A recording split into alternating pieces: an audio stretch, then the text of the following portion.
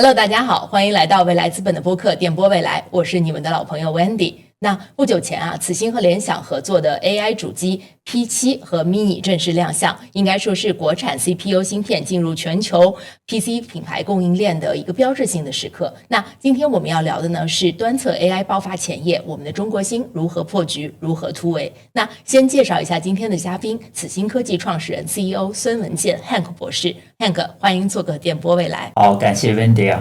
我是此星科技的创始人 CEO 孙文健，跟未来汽车、跟未来资本，包括跟 Wendy 结缘呢，其实源自于2022年未来资本对此星的投资。电波未来呢已经成立了1年多了，其实中间呢有很多这种节目呢，我都认真的去听，也学习到了很多。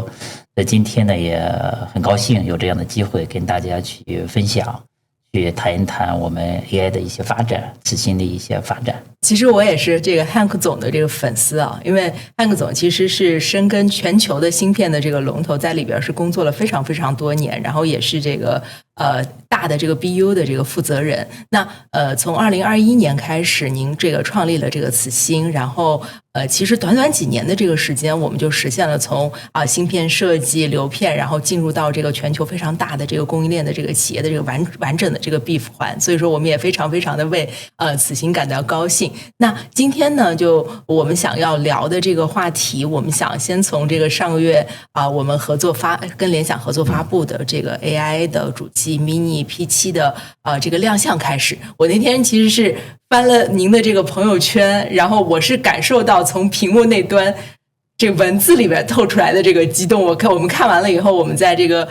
自己基金的这个群里面，我们在讨论我们也非常非常为这个此星高兴。那我们想先请您用这个比较通俗的语言给大家介绍一下此星我们作为一家就是ARM 架构下的国产 CPU 的这样一家企业，到底是给联想的这次的 AI PC 提供了什么样硬核的能力？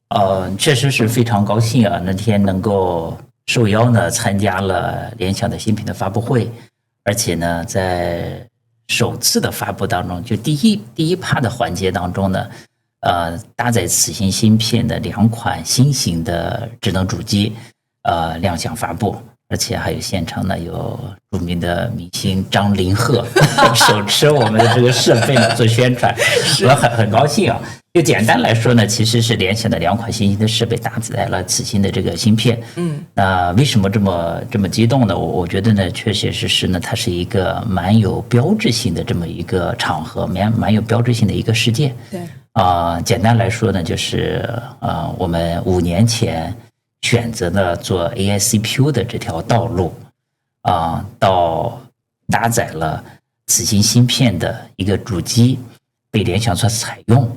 我们认为我们选择的这条道路呢是正确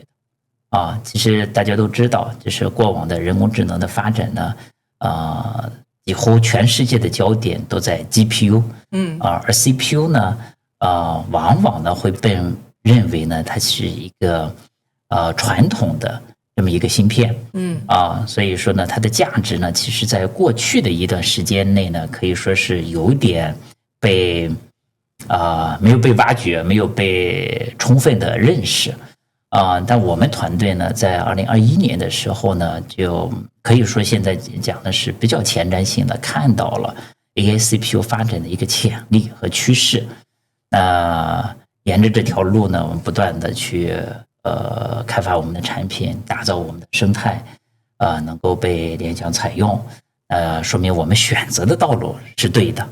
那这创业呢，第一步我觉得选择很重要，一定在一条正确的道路上面呢去不断的往前走我觉得这才有价值所以这是呢让我很激动的一点第二一点呢，就是说我们这个团队在过去的几年当中做出的产品本身得到了联想团队的认可，这个呢让我呢又特别自豪我们作为一家创业公司的第一颗芯片，而且是先进制程非常复杂的一颗芯片，我们一次呢做到了量产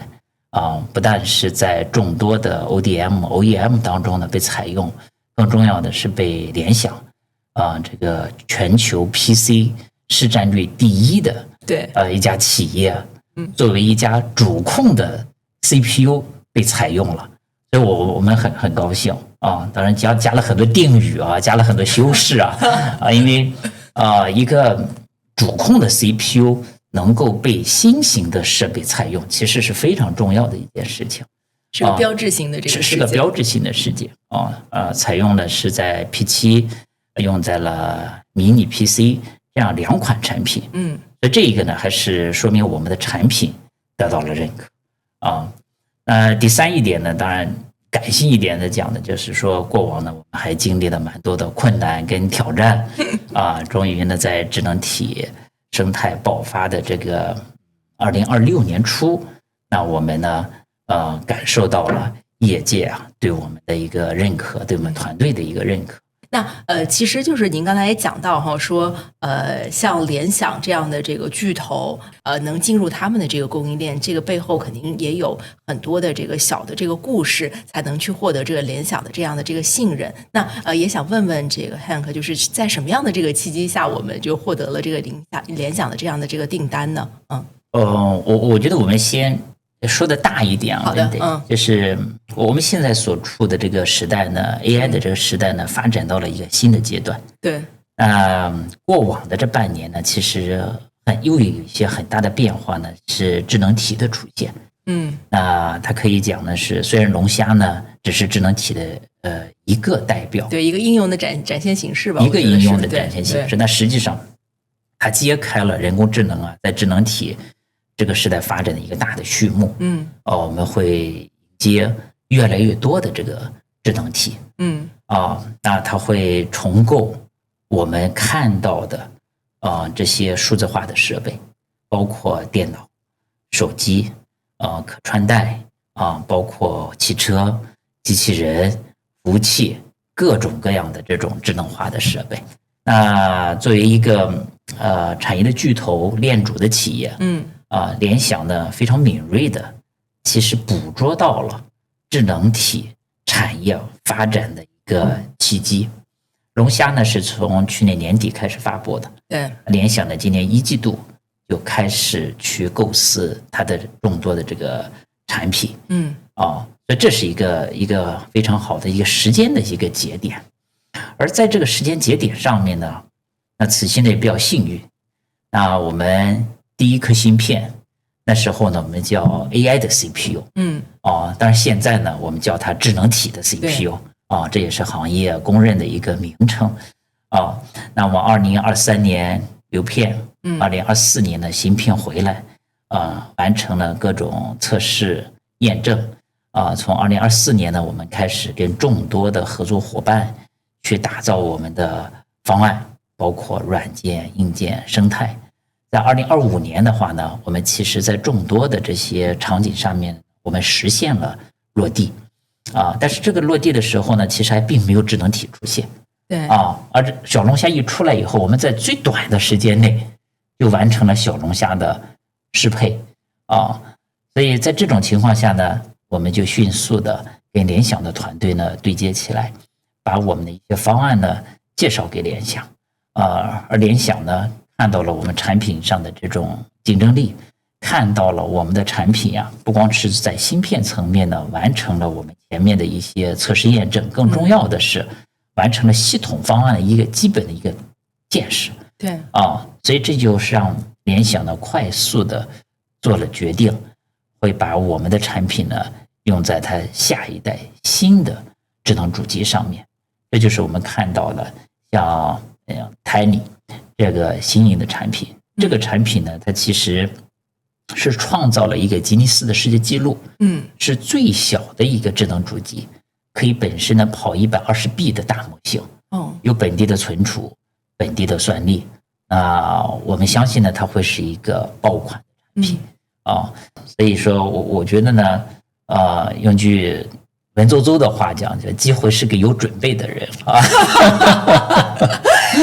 所以说在当联想需要这么一个方案的时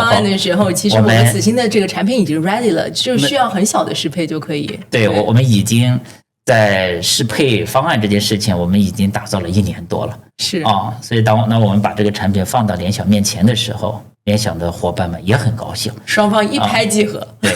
所以就开启了我们量产化的这种量产化的这个道路。当然，在这个过程当中呢，我们明显的感受到啊，就联想作为国际的大厂，它对品控的要求、外观的设计、各种各样的这个标准，又把我们团队的这个能力又往上使劲的提了一步啊，所以这个呢也是既给了我们机会。也给了我们进一步向上生长空间的这些帮助，所以说呢，我觉得应该是蛮好的一些合作。对，当然这刚刚开始，我们认为智能体的这个产业呢刚刚开始发展，所以说我们跟联想还有非常多的合作机会，包括呢跟咱们未来汽车也有很多合作的这个机会啊。是，您刚才其实也跟大家分享了很多，特别是提到说我们这个，其实我们现在端侧可以跑这个很大的这个模型。那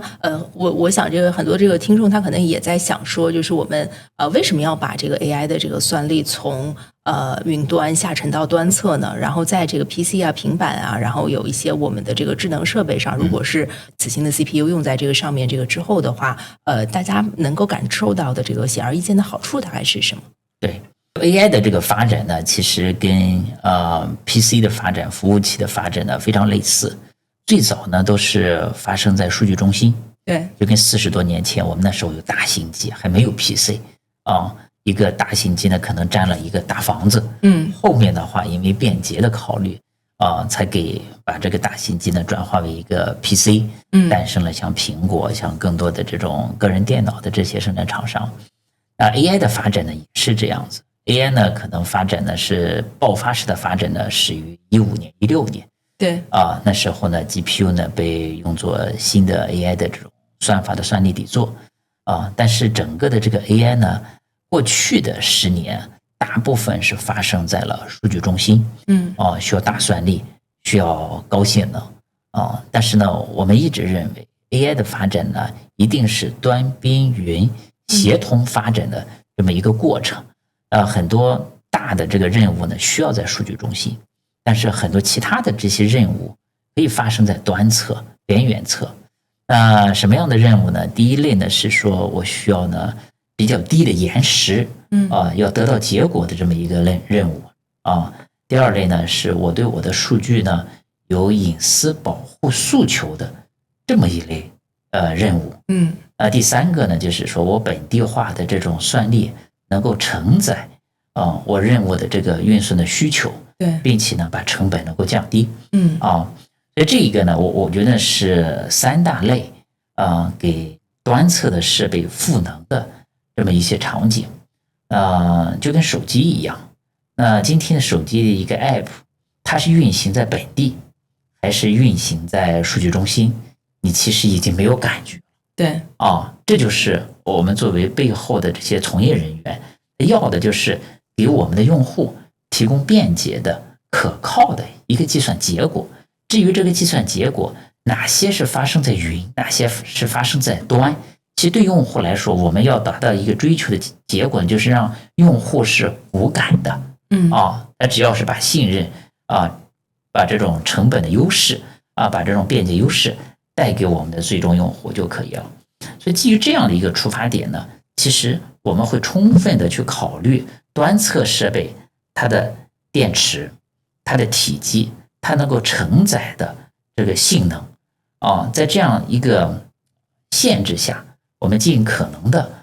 给客户呢提供一种低成本、低延时、高隐私的这一个算力的解决方案。那就像您刚才讲到的，说这个我们的算力下沉了，然后但是很多的人也会说会有一些新的这个焦虑，因为一旦是谈到说现在的这个 AI， 大家都会提到的是可能功耗会比较高然后就这个我们的会不会说我们的这个主机放在家里就像是一个能耗非常高的这个 token 的工厂然后那刚才也提到说低功耗高性能那这其实我们说芯片行业其实也喊了很多年然后在这个我们这个 AGI 的这个时代，这个矛盾可能显得又更尖锐了。那我们这个此行是怎么去平衡这2件事的呢？就听上去是既要又要还要，对吧？对，没错，这就是我们做技术的人员不断在追求的一些目标。既要高性能又要低功耗。对对对。所以这一个呢，我觉得整个技术发展的路径呢，过往这么多年，包括接下来很多年，都是这样一个发展的路径。因为我们最终的目标是要让我们的用户满意。成本、功耗、便携。所以说呢，在尽可能的在我们一定的功耗范围内把性能提升，这是我们的目标。但这些过程当中呢，肯定是用到了很多技术。比如说，传统的 AI 呢，可能是在 GPU 上面运算的。对。那我们呢，可能把这个 NPU 呢引入到我们异构的 SOC。这样 NPU 呢，它在某些场景或大模型的场景下，它比 GPU 所使用的功耗、消耗的功耗呢，就会更低。那有的场景呢，还需要 GPU。所以说呢，我们就会采用呢 CPU、GPU、NPU 异构算力的这种方式呢，既能够满足性能，也能够满足功耗一定的这种要求。当然端侧、边缘侧它的整个的功耗电池它是有限制的。对，过大的这种算力需求，我们就扔到云端去做。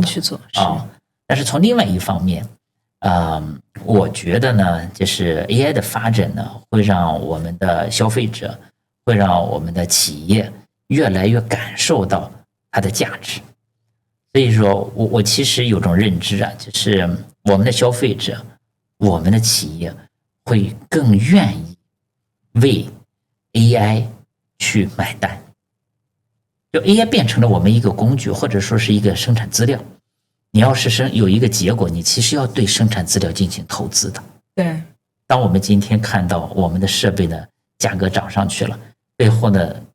很大的这个推动因素可能是内存、存储方面的这个涨价。存储方面的涨价呢，大家都有各种预测，但是呢，这种涨价的这个趋势，至少短期内，我们可能没有很大的这种变化，它会维持在一个高位。这就是因为它能够本质上能够给我们的这个社会提高生产效率、提高生产力，大家呢愿意为新的这个生产资料的这个付出呢来买单。所以这一个呢，我觉得也是，就是可能会有更多的一点的付出，但是它的回报呢会特别大。如果说像电家里，最早我们可能只有一个灯泡。后来呢，我们有各种各样的这种电器。大家呢没有觉得这个电的付出呢是一个负担。因为生活变得更便捷了，更美好了。没错，是就是这样一个逻辑。这个作为投资人想问问说，我们后面还有没有什么好消息可以跟大家去分享？说您能说的。对，就最近的一段时间呢，确实公司呢在业务进入到一个快速发展的阶段。当然大的背景呢是因为智能体产业的一个爆发。对。另外呢，就是在智能体的这个生态里面，大家意识到CPU 原来很重要。所以说呢，大家对于整个的 CPU 的这个价值呢做了一个重估。因为我们每一个智能体的硬件上面，其实呢都需要一个 CPU。所以此前呢，在智能体 CPU 这条赛道上面的价值呢，得到了越来越多的我们的合作伙伴，包括投资人他的一个认可。不光有联想其实呢，我们在跟我们做 Design-in 的国内的 ODM、OEM 超过30家了。所以我们可以说是国内做高性能的智能体 CPU 的唯一的一家企业。现在所以我们从4月份开始，我们也把我们支持 Design-in 这件事情呢，当成公司的头号的工程。原先都是这个什么英特尔 Inside， 以后都是这个磁芯 Inside。真的是这样，我们要打造自己的品牌，对吧？是像英特尔等等等等，给掉，对吧？所以我们真的要把这个磁芯的这个品牌呢，后面我们得突破原有的做 CPU 的这种工业化的这种认知。对，要让消费者去认识，要把这个破天的流量呢给接住。对，我觉得就您这个词儿用的非常好，是泼天的这个流量。对，那其实在技术这个背后，我觉得这个其实看到的是这个产业链的整个的这个底色。其实这次不管是您刚才提到的这个跟联想的合作，这个泼天的这个流量，我觉得这不仅仅是此星的这个里程碑，其实也是我们整体的这个国产芯片的一个强心剂。但就是强心针打完了以后，您会怎么去评价说我们现在这个从国产芯片的整体的这个发展的这个水平，然后此星我们现在在扮演一个什么样的这个角色？就整个国内的芯片产业呢，这几年发展的非常快大家呢应该能够感受到，就是我们的芯片产业给国内的产业、其他的产业带来的价值。而且在全球的影响力呢也越来越大。对我们的芯片的出口的这个数量呢越来越多。那我们也在很多越来越多的领域呢不被卡脖子。其实这都是国内芯片的从业人员不断的努力的一个结果。从芯片设计上来讲的话呢，我们国内的芯片设计的这个人才呢，在过去的一段时间内得到了非常大的锤炼。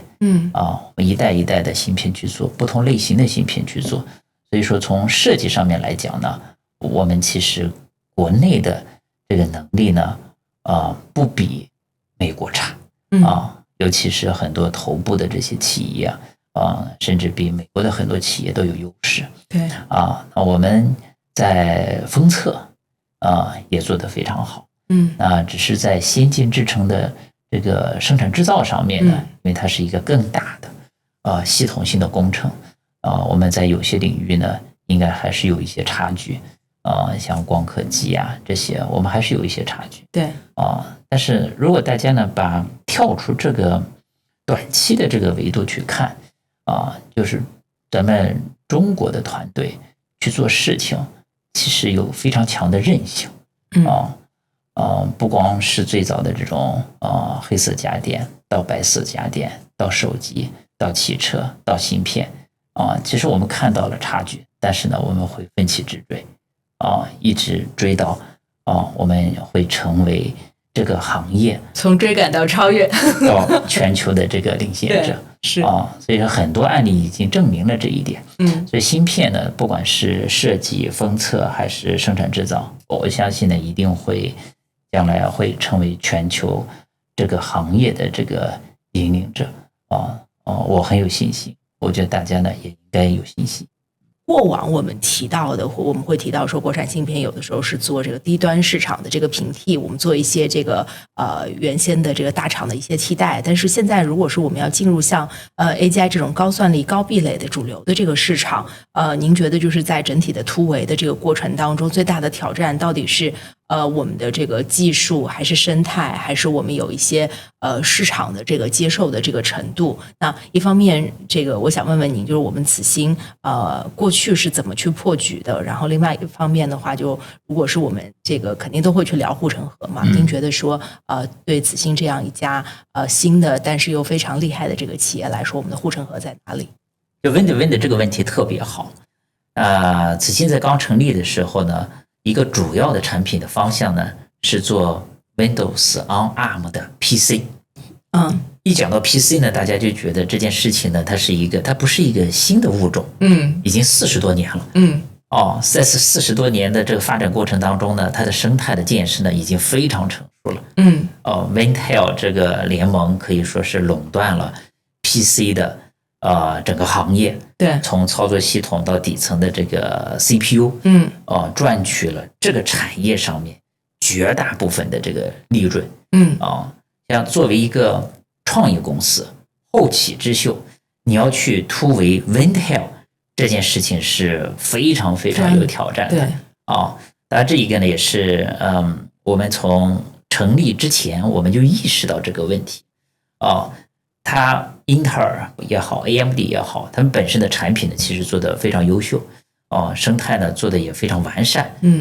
因为他们的成功，所以说带给全世界各行各业的人公司极大的这种便利，所以说我们得尊重他们在40年的过程当中呢给这个社会做出的这种贡献。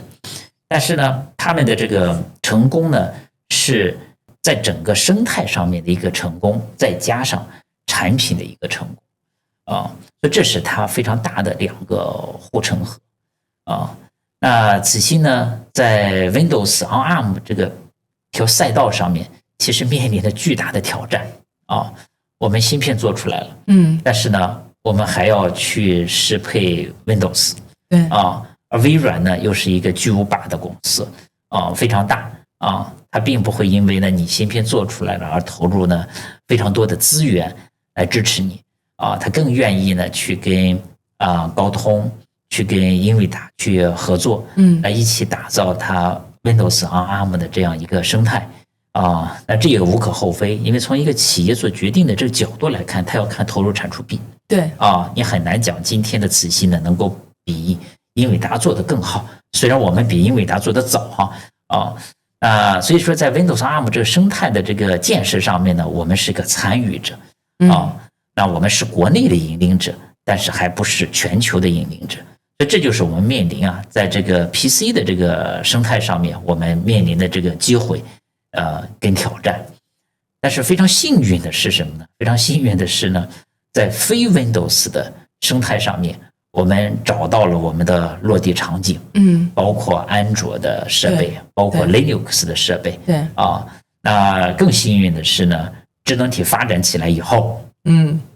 大家的感觉是操作系统的价值呢降低了，是的因为操作系统是给人设计的，现在都是 agent 在操作，非常对。这整个的 Windows 设计，它的价值呢在于它是人跟数字世界之间的一个非常好的交互的媒介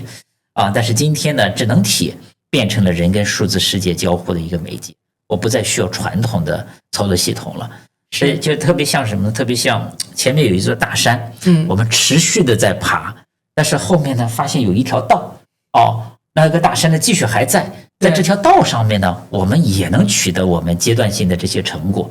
我们不管是 Tiny 的这种设备，还是说 Mini PC 这样的设备，它本身呢对于 Windows 它不是强需求。我们跑的呢都是 Linux 的操作系统，我们接下来呢会跑安卓的操作系统，国产的操作系统。那更重要的是呢，我们会适配大模型适配各式各样的这些应用，所以这就是呢，我们找到了整个的发展的一些道路。那我们把这个策略呢，产品的策略呢，我们提炼出来一个词叫一芯多用。一个芯片呢，可以在不同的场景上面呢去落地，那结合的不同的操作系统。所以说呢，我们会有 Linux PC， 会有各类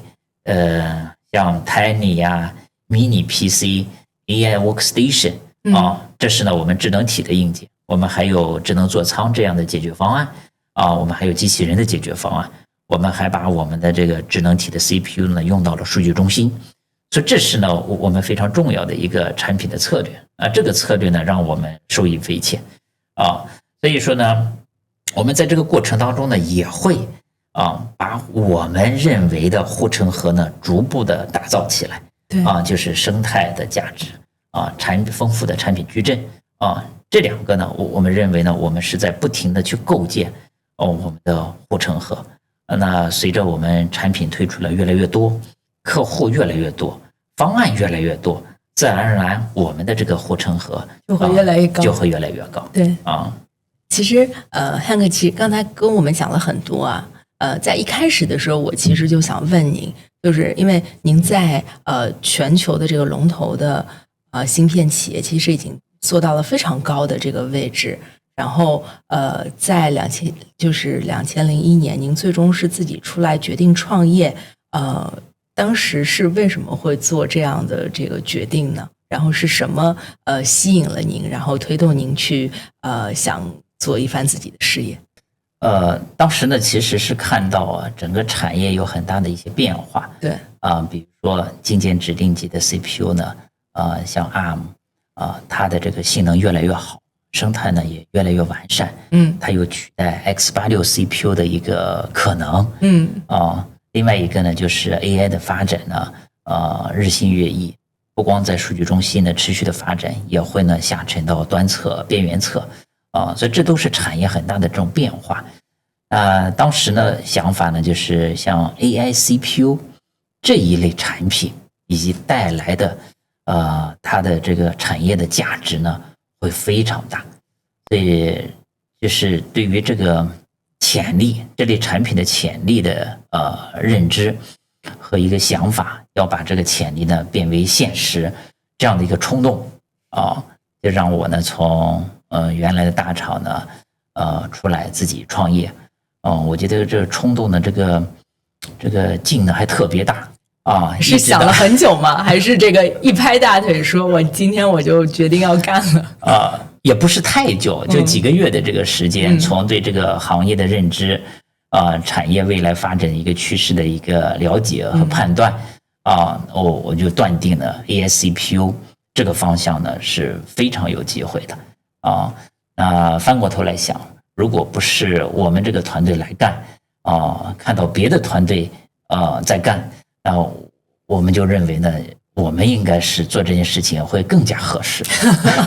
所以为了也不让自己后悔，所以一直就干到现在干到现在呢，我们认为呢，就是5年前呢，我们对于行业的认知呢，我们确实是正确的一个认知。那在这个正确的方向上面的这个团队呢，不断的去克服一个一个的这种挑战达到一个一个的这种里程碑所以我觉得整个这个团队做的产品，包括我们团队的价值呢，也得到了我们的客户产业的整个的这种认可所以整个团队呢也动力十足不断的在推出新的产品、新的解决方案。我首先就是我觉得这个 Hank 讲的非常好，因为您在整体这个聊的这个过程当中，您一直是在说我们，所以说，但是我想问一个跟您相关的这个问题，您觉得从这个全球这个龙头企业的这个高管，一直到一个创业公司的这个 CEO，这当中这个切换了之后，您觉得有身份的这个落差吗？有什么是您在创业之前没有想到的？创业之前就好多人都告诉我，创业是很难的事情，没有资源，融资会很难，产品导入会非常难。那时候呢，你好像听进去了你说我知道了但实际上真正在做的时候，你会面临一个一个的这种挑战。我觉得这些挑战呢，克服起来有的挑战是不容易的就像22年、23年、24年，整个的融资环境呢变得呢比较有挑战而那时候呢，公司还没有量产的一个产品比如说像 Windows ARM 的生态呢，你去攻克这个生态非常有挑战你甚至给不出一个确切的路径，怎么去攻克这个生态但是呢，如果再回顾此心我自己走过的这接近5年的这个时间呢，你又特别欣慰因为你发现你其实在一个一个的困难、一个一个的任务的解决、克服的过程当中呢，你不断的在成长你不断的去 get 了新的技能，你的心态呢也越来越坚定你会发现呢自己融入到这个大团队，融入到整个AI 发展的这个产业的浪潮当中呢，你又是一件特别幸运的事情所以加上我们这个整个的这个方向的这种正确，不断的为我们的客户的创造价值，你会非常坚定的认为呢你的这条路是对的，你一定还能够创造更大的价值。我回想了一下，其实过去这5年，其实不管是对此行还是任何创业公司来讲，就是如果是在那个时间点成立，其实还真的是不容易的，不容易，对对。然后21年后面的话，整体的这个宏观的这个局势又发生了一些的这个变化等等，对。但是赶上了2026年这一波AI 的这个浪潮，又证明说当时的这个决定是对的，身正风势。如果不是过去5年的这个努力的话，可能这个时候是别人站在这儿，而不是此行。对，非常欣慰。所以说呢，我们经历了这些机会，也经历了一些挑战，然后又迎来新的这个机会所以非常有意思的一件事情就是有时候感觉呢，就是这个老天呢把你逼到一个角落把你无处可退的时候其实呢在帮你找一条路所以这一个呢，我觉得智能体的这个出现呢，非常好的诠释了整个创业的一个历程。在原来的路上面呢，你可能是真的原来设想的那条路呢，不见得像如你的预期呢一样的去顺利的发展但是呢，你不断的在寻求新的机会、新的落地场景、新的生态你发现呢，新的生态原来呢比老的生态可能更有价值。对，是不断的升级打怪的过程。是，对。那因为我们现在也有很多年轻人这个创业的这个有95后，甚至说现在都有00后了。如果今天是一个年轻人来问您，作为一位前辈然后比他先创业的这个人他说我今天要创业了，我该从哪些这个角度去思考，我到底该不该去做这件事儿？您会给他什么样的建议？对，首先前辈谈不上，我觉得自己还特别年轻，只是呢，在创业这条路上呢，多实践了几年我觉得呢，最大的一个感想呢，就是说，你要敢于去梦想，尤其是在 AI 时代它跟年龄、跟每个人的阅历呢，并没有直接的这种关系，敢于梦想，而且呢，要敢于呢，在这个梦想上面全力以赴的去努力。我觉得这个呢是非常大的一个感触就是我们做芯片的这帮子人呢，可能年龄稍微偏大一点确实是。但是当你去看到呢很多 AI 的应用、大模型，这类公司，非常多的年轻人就比我们年龄轻的就是创造了价值呢非常大。所以这就是呢，我觉得 AI 的这个发展给了人更多的这些机会，也给了创业者更多的机会。所以我觉得呢，去敢于梦想，敢于在自己梦想的道路上面去实现是非常非常有价值、非常非常重要的。刚才我们也聊到说，我们的这个节目是叫电波未来。那如果说让这个您给10年后的我们发送一条电波的话，您会说什么？就是 AI 呢，确实是非常非常重要的。如果说10年之后，我们不管是在大自然当中还是在社会当中呢，我会讲，就是看到了吧，AI 让这个世界变得更有吸引力了。这个 AI 让这个世界变得更有吸引力了。对，最后一个问题想问问，就针对现在我们芯片半导体行业我们面临的机遇和挑战如果您要给我们想投身硬科技还有芯片行业的年轻工程师们给一个这个建议或者忠告的话，您会怎么说？我觉得 AI 呢，在塑造我们的每一个行业，也带来了非常多的这种便利如果说是我们很多年轻的朋友要加入到我们的芯片设计这个行业当中来，我觉得呢，确实首先得坚信就是芯片作为整个数字世界驱动的一个底层的核心部件，对，它一定会被社会呢，越来越多的认可非常有价值的一件事情基本的一些知识和技能是需要的不管是你做前端的设计、架构的设计，还是后端的设计，我觉得这些呢还是需要的但是呢，往往呢不太可能一开始就成为这么多领域的这个专家，肯定是还要找一个相对细分的这个领域呢，成为这个领域比较优秀的工程师那再一个点呢，就是说，就 AI 呢，在让我们的这些工具，就芯片设计的工具变得越来越智能化，能够更好来帮助你做芯片设计，所以这一个呢，我觉得也是呢，就是对我们这些，即便是老的工程师，我们这些从业人员，资深的工程师，也是很大的一个提醒，对，一定要善于用这样的这个工具，所以从公司内部，我们其实呢，现在从去年下半年开始，我们呢也是做了蛮多的投入，就是让我们在芯片设计的过程当中所需要的这些工具来赋能我们整个的芯片设计的这些工作，非常有成效，非常有成效。这一个呢，去看到这样的一些发展以后，看到这样一些变化以后呢，我们其实也是在一线又感受到 AI 的这个魅力啊。我们原来写程序去做，比如说去做验证，要跑很多这种激励啊，这些激励如果它 fail 掉以后，我们要花大量的人力呢去 debug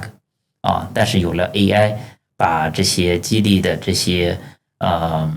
数据做一些处理，结合我们原来的一些结果，其实这些 debug 的过程呢就变得是非常非常便捷的，相对来说就是省去了我们很多的这种时间和精力啊。所以说呢，要善于利用 AI 的工具，这个呢是另外一个点。对，这个 Hank 刚才讲了，我感觉我们形成了一个完美的飞轮，就此心正在推动我们这个 AI 时代的这个发展，同时 AI 时代的这个发展又让我们每个人的这个工作变得更容易了。就回到了您刚才说的那句话，你看 AI 让社会变得更美好了吧，对吧？双向赋能，我们对对对，是的，是的，对。那今天其实非常感谢 Hank 专业的这个分享，然后我们从此心和联想的合作落地开始，我们聊到说端侧 AI 的这个技术逻辑，然后再到国产芯片产业链的突围，还有 Hank 自己的这个创业选择，所以再次感谢 Hank 今天来做客我们的这个节目。好，感谢 Wendy， 也期待呢跟电波未来有更多的这种交流